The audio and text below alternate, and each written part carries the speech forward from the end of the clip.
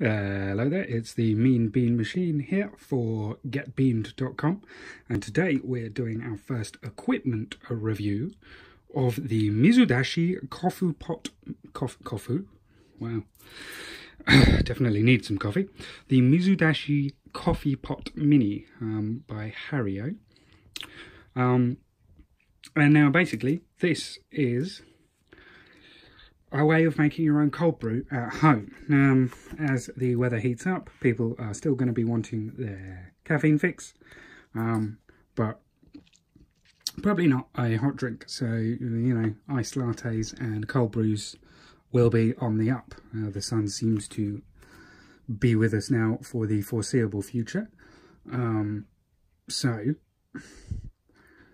this is a good way to make your own kind of cold brew at home.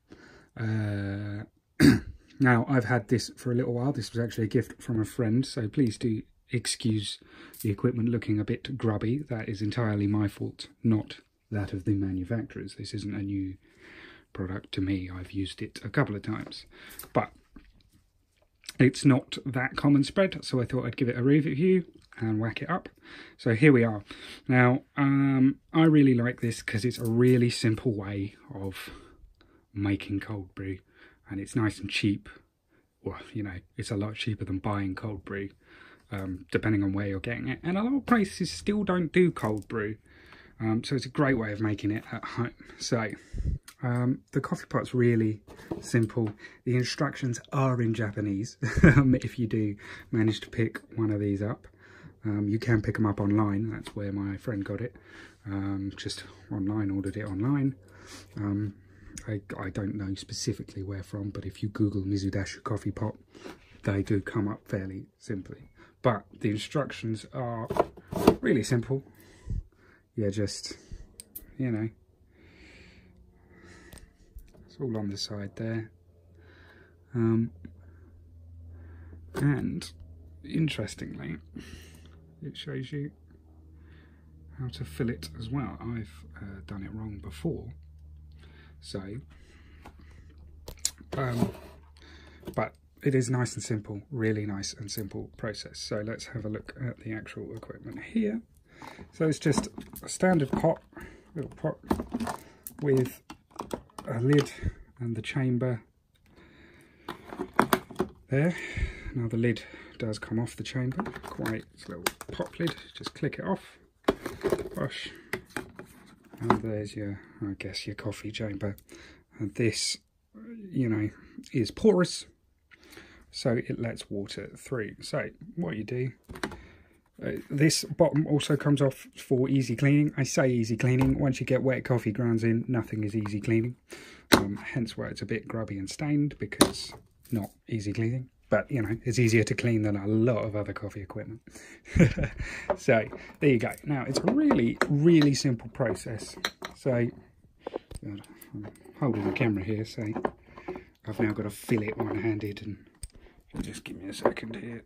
These are my coffee grounds. You can use any coffee grounds.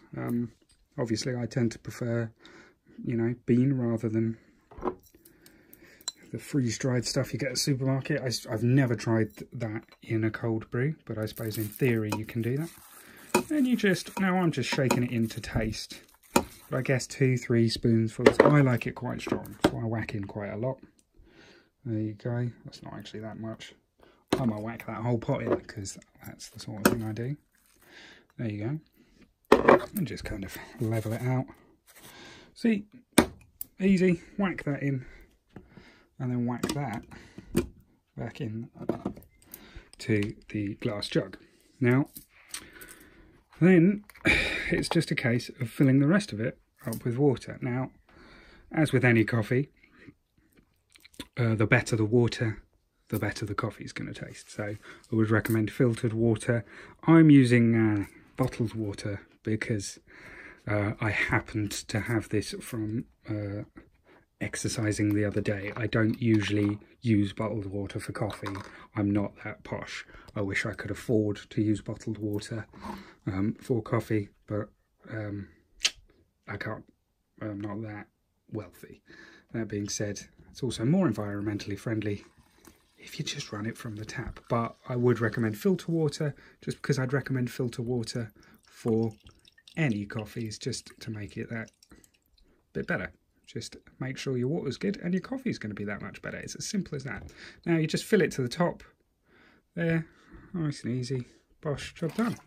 And then you let it seep out and do the job. And it's as simple as that. Now, the problem with this is it takes quite a while to brew. You just click the lid back on as well.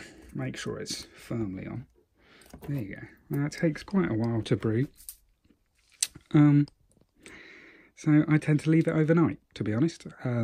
Obviously, it's going to take a while. Probably, if you do get one of these, it's going to take a few attempts to get it to your specific taste.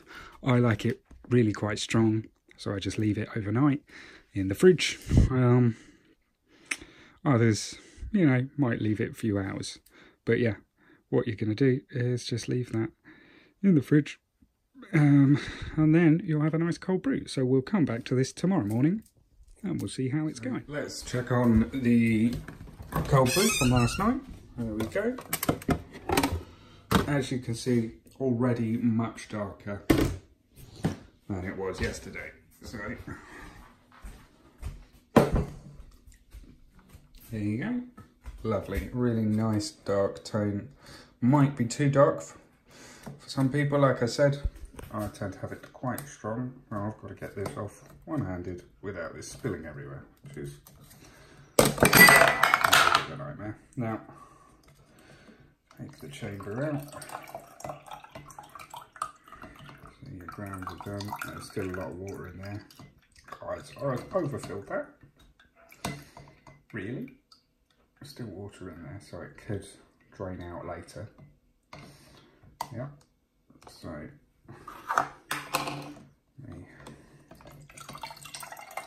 let that drain. Put that over here. Right. And then lid back on. Give it a pour. Lovely. Works good. Let's give it a try. Very nice, very strong, as intended. Again, pretty crisp taste. That's because of the water you use. That could be stronger actually. I could leave that even longer. But the product itself, really nice, simple, easy to use, and you can use it over and over again through the warmer days. But yeah, easy to use. Only issue is, you know, not that easy to clean, but it is an easy to clean design, if you see what I mean. It's not horrendous, and nothing in coffee making is easy to clean per se. But yeah, so you can get that from the Hario website, so that's hario.co.uk, I believe, over here. And just make your own cold brew. Does it stack up against store cold brew? Of course not. In the sense that any kind of store, like the coffee you make at home, isn't going to stack up against store-bought coffee, unless you've got your own plumbed-in espresso machine. This doesn't, I mean, in terms of competing with cold brew is just coffee brewed with cold water, so it's a lot closer to the products you'll buy. But let's say, for example, I tried the Sandales last week. Every day I'm going to go for the Sandales, but then it's $3.50 as opposed to the cost of grinding your own beans. So yeah, and it's comparatively speaking, there's not like a massive gulf. So yeah, I would recommend this product if you like cold brew and brew it a lot. Definitely worth a go. If you have cold brew maybe once, twice a year, maybe just stick to buying it. But otherwise, really nice product, really good.